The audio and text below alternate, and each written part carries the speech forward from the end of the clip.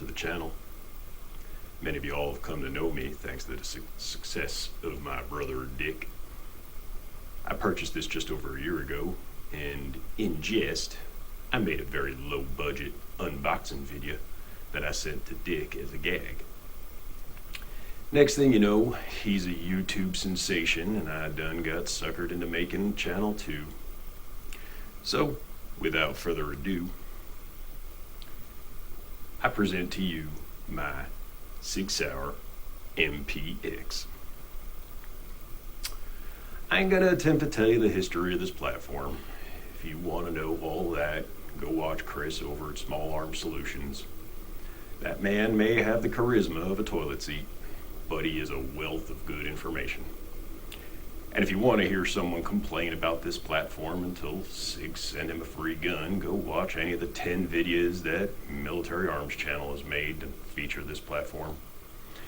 I ain't trying to compete with either of the big boys. Hell, I ain't even trying to compete with those gun thoughts kids. I don't have delusions of being a real YouTube star. This ain't my day job. I lost a bet, and that's why I'm here. So here we go. My history with the MPX is a little goofy. First came onto the scene around the same time as the CZ Scorpion Evo. It was definitely more expensive, as were the magazines. And it was heavier, and it seemed to have less aftermarket support than the CZ, at least at the time. Yeah, and Sig, being Sig, made most of the gun proprietary, so even if you thought you could get AR ergonomics, you can't use regular AR triggers, and you can't use AR charging handles, and so forth and so on. So, Sig traps you into needing their stuff, and their stuff ain't cheap. But what it is high quality. Most of the time. Well, maybe not even most of the time. But when they get it right, they do get it right. So, I found myself drawn back in, even though I'd already bought the CZ Scorpion Evo. Actually bought 2 of them, and you'll see them in future videos. But this here was just too good to pass up. Now, I spent way too much on it. I'm not going to get into that, but, you know, you get drunk during a pandemic, and you go on that gun broker, and you see something that looks spicy, and next thing you know, you're a couple grand lighter in the purse. But, anyway, what drew me to this weapon was the operating system, being as it is different from pretty much most of the other pistol caliber carbines that are available.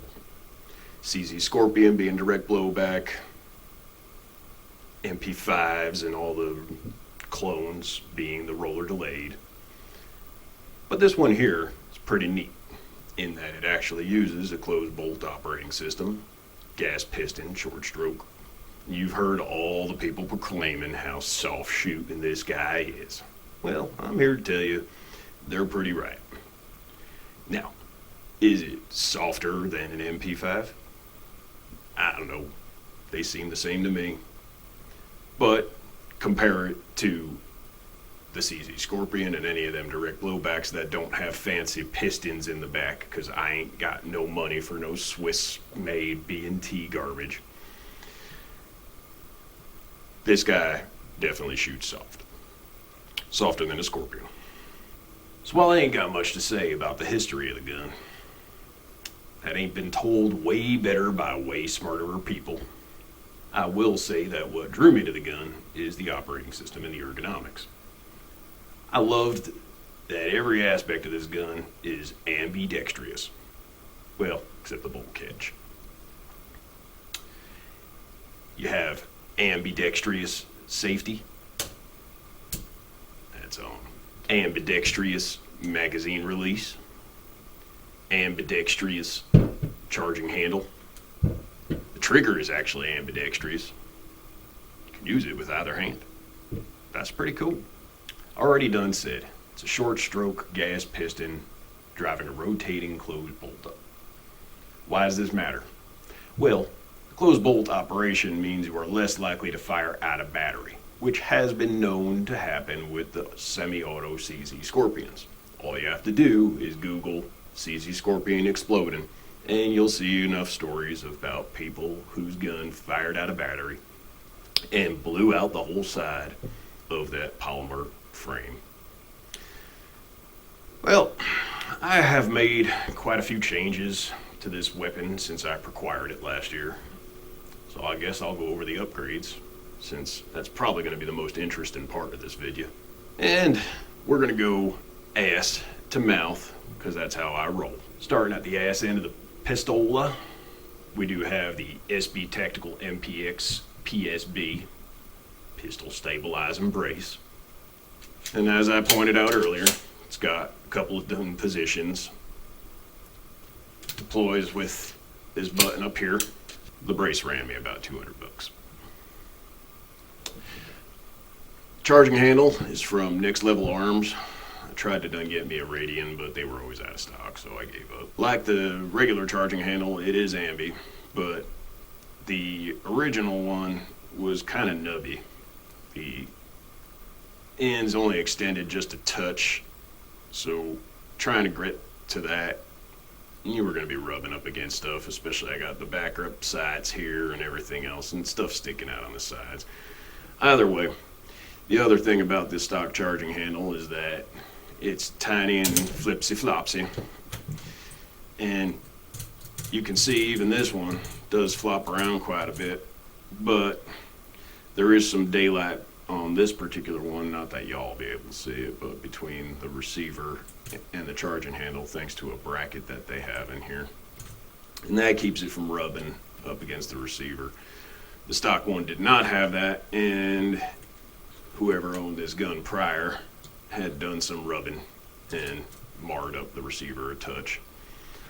So the charging handle ran me about 95 bucks. We've got Radian safety selector. This ran me about 60 bucks. Now, the trigger that I settled in on in the end is the Geissele Super MPX SSA trigger. The stock trigger that came with the gun was respectable. It was a mil spec and it would have done the job. It was single stage and stiff. I tried the Timney trigger, because this one did not actually come with the Timney trigger. I know the newer ones do. So I bought a Timney trigger thinking, okay, well, cool. Everybody talks about the Timney being so good. So I put the Timney in here, and I didn't think it was all that much better than the regular one. And that's just me being me. It was heavier than I expected it, and it just didn't blow me away. So I put my name on the wait list with my man crush, Billy Geissele. And lo and behold, I done got me one of these Super MPX SSA triggers. There's no comparison. It breaks clean, it has a great reset, and it rocks. Having a Geissele in the trigger hole just makes the best place to stick your finger. And it better, because it's 350 bucks. Now up top we got, these are Midwest Industries backup iron sights. And I bought them because my primary option here for optic is the EOTech. Now, I like EOTechs and I have a poo-poo eye, and so I can't see red dots all that good. So I buy the EOTechs because they don't mess with my astigmatism. But they do go through batteries quite quickly. So I keep the backup iron sights as an option just in case the battery done died. The EOTech in particular is the EXPS3. This is the Op Mod edition, so the Optics Planet, which just makes it turd brown. And otherwise, it's very respectable optic, very expensive optic. It's high end. This one does have compatibility with the night vision googly goggles. Now, the optic runs about 690 bucks on Optics Planet. And if you get lucky, you might be able to snag a sale on Devore where you can get it with the 3x magnifier for just a couple bucks more. They're never cheap. Doesn't matter what you get on sale, it's always going to be expensive. Now I get closer to the meat and taters of this project. Pistol shipped with the 4.5-inch factory K or Kurtz barrel. I didn't like that right off the bat. I never really wanted that short of a barrel for this particular firearm. So I went and upgraded to the Inlaid We Trust barrel. It's the 8-inch model. It's got a tri-lug and the 1/2x28 threads underneath. Few reasons for this, and it goes beyond Tim the Tool Man and his magical beard throwing his MPX into a bucket of water and having it choke. Frankly, I wanted the ballistic performance of the 9mm cartridge to be maximized for this particular weapon. The Inlaid We Trust barrel fixes the stupid thread pitch that Sig insists on sticking with, gives me the 3-lug option, and has the gas port that is drilled and optimized for use with the Inlaid We Trust adjustable gas plug, which I also got. This allows you to tune the gas, which comes in handy when you suppress this little guy, because even though it's soft shooting, once you put one of these little boogers on there, it doesn't blow all the gas from all the little gas holes all over this thing. And I don't care what anybody says, it chokes the poop out of you. Now the barrel was a hefty $450, and the Inlaid We Trust adjustable gas plug runs another $110 on top of that. Certainly not the most economical upgrade to an already ridiculously overpriced firearm, but I've accepted that once I drop a significant coin and go down that rabbit hole, I'm going to go for broke, and likely go broke in the process. So the original handguard that came with it was the little key mod section. It only came out to about here. And so once I went with the longer barrel, I ditched the key mod, upgraded. This is just the Sig factory M-lock handguard. So once I bought it, and you can't see from the lighting in this video probably, but the color don't really match quite as well as I expected it to, given that they're both coming from Sig. But either way, it serves the purpose and it covers up most of the barrel. And this handguard ended up running me another $200. Now, I'm a firm believer in having a white light on any gun that isn't just a safe queen. In this particular case, I went with the mod light. Now, these things are not cheap. It's the OKW slimline bezel on an Arisaka mount with the Surefire Scout UE rear cap assembly wrapped over to a mod button over here. Well, these guys get bright. They do the job. They'll light up the world for you. But it comes at a price. This here's just a Magpul AFG. I'll do a separate video about this. It's the Silencer Co. Omega 9K. But on this particular gun, it makes for a pretty slick little addition. That's all I got for today. So I will leave you with the parting words of a wise man that once said, I don't know who you are out there, but I got a gun.